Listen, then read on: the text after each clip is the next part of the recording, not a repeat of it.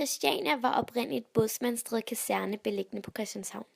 Kasernen lå ubenyttet hen fra slutningen af 1970, da staten og Københavns Kommune ikke kunne blive enige om, hvad den skulle bruges til. I september 1971 overtog en række slumstormere den øde kaserne og bosatte sig på ejendommen. Det hele startede i 1971, hvor en gruppe christianshavnere væltede plankeværket på hjørnet af Prinsessegade og Refshalevej, lige ved den grå hal. Samme år viste Charlottenborg udstillingen Noget for noget. Her udstillede alle slags hippier, flippere og makrobiotikere sig selv og deres varer, såsom kunst, teater og billeder.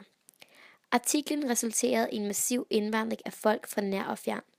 De ville skabe et andet liv, baseret på fællesskab og frihed. Bådsmandsstræde Kaserne blev besat, og det var Christianias fødsel.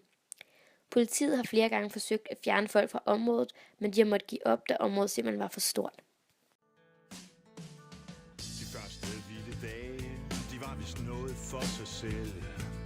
Folk gik nøgne rundt og sang, I kan ikke slå os ihjel. Så blev det skide koldt, og nogen lærte sig at svejse, og de lavede gammelt jern om til ovne og til pejse. Og der var cowboyer og indianere, der var klamphugger og fagmænd, der var uroer på vildspor, der var figurer, der var bagmænd, julemænd og NATO her, og hippie chicks på bare tæer, tordenskjold soldater i kejserens nye klæder, og gangster, syrebrag, hellige mænd, og politi igen, og igen, og gangster, syrebrag, hellige mænd, og politi igen, og igen, og igen, og igen. Christiania havde nu organiseret sig i 10 mindre områder. De havde også skabt et lokalt selvstyre. Skiftende regeringsarbejde med Christiania førte i 1989 til en lov om Christianias lovliggørelse. I år 2004 vedtog Folketinget også med et stort flertal en ny lov om normalisering og nyudvikling af bydelen. Ifølge loven skulle områdets fredede bygninger sættes i stand, og ulovligt opførte huse fjernes. Christiania skulle fortsat bestå som en bydel med muligheder for inden for lovgivningens almindelige regler at leve på alternative måder og videreføre stedets sociale og kulturelle aktiviteter.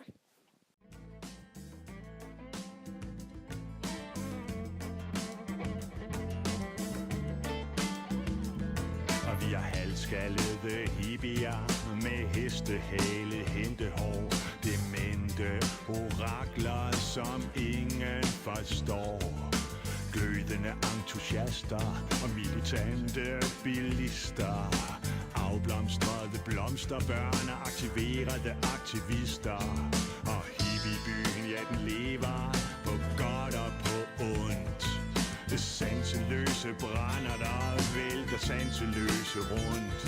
Ansvarlige entreprenører og autodidakte specialister, hånd i hånd med forsumpede maoister, filosofiske anarkister. I år 2011 indgik Christiania en aftale med Slots- og Ejendomsstyrelsen. Den indebar, at områdets beboere via en fond kunne købe eller leje sig selv fri. Fonden Fristaden Christiania blev oprettet, og købet af fristaden blev delvis finansieret ved salg af folkeaktier. Fra 1. juli 2012 afløste fonden således staten som den officielle ejer af Christiania.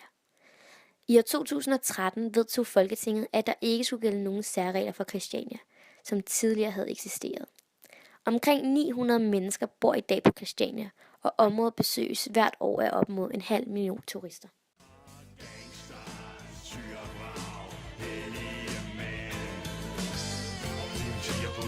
Politi igen, og igen, og gangster, syrebrag, hellige mænd.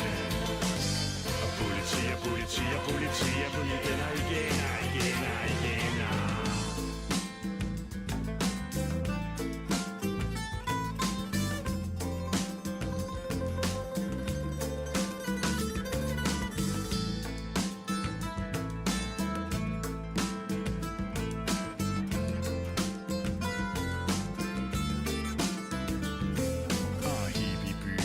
Sover trygt i samfundets favn, og et mindretal forhandler i fællesskabets navn.